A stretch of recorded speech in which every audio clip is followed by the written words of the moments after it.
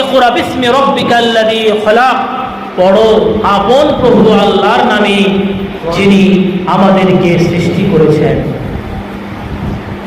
এই কথাটাই পড়ার কথাটা কি পড়বে,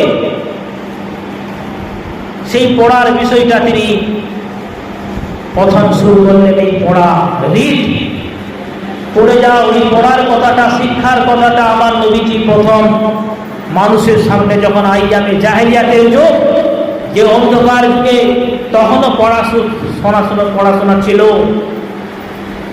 ইমরুল কায়েসের মতন মহাকবি, আরবি কবিতা শাস্ত্রের মহাপণ্ডিত, মহাকবি ছিলেন ইমরুল কায়েস।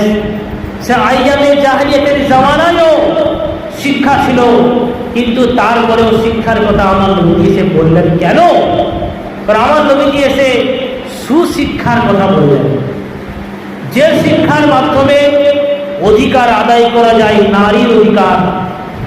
যে শিক্ষার মাধ্যমে আদায় করলেন পিতার অধিকার, যে শিক্ষা মাধ্যমে বললেন মায়ের অধিকার, যে শিক্ষার মাধ্যমে বললেন স্বামীর অধিকার।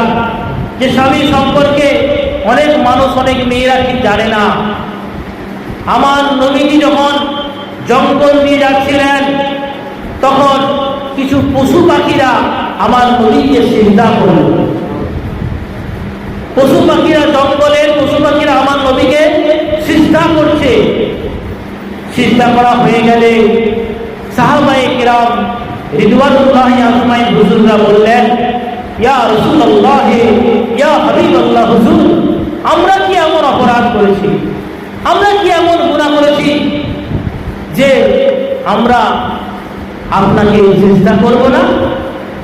সমস্ত পশু পাখিরা আপনাকে সিজদা করছে, গাছপালা, পশু পাখি, বৃক্ষলতা, তারা আপনাকে সিজদা করছে, আর আমরা আপনার সাহাবা, আপনার সাথী, আপনার বন্ধু, আপনার সঙ্গের সাথী, সর্বক্ষণের আপনার সঙ্গী, আমরা কেন আপনাকে সিজদা করব না? তখন আমার নবীজি ইরশাদ করে বললেন, কোন মানুষ মানুষকে সিজদা করা হারাম, কোন মানুষ মানুষকে সিজদা করতে পারবে না। একমাত্র সিজদা, এই মাথাটা যাবে, নত হবে একমাত্র আল্লাহ পাকের দরবারে। তবে হে আমার সাহাবা কেরামেগণ, যদি আল্লাহ পাক যদি মানুষ হিসেবে মানুষকে যদি সিজদা করতে বলতো, তিনিদেরকে বলতেন যে তোমরা তোমার স্বামী